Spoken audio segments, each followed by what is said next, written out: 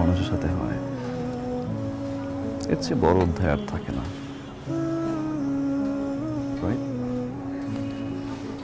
ভাবলাম একটা সারপ্রাইজ দিই,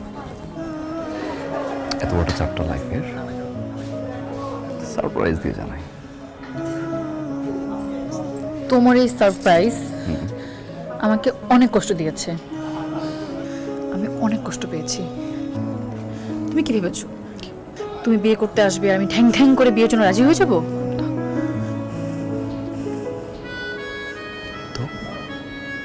তো তো আমি এই মুহূর্তে ভিতরে গিয়ে মা বাবাকে বলবো আমি এই ছেলেকে বিয়ে করব না, কারণ এই ছেলেকে আমি ভালোবাসি না।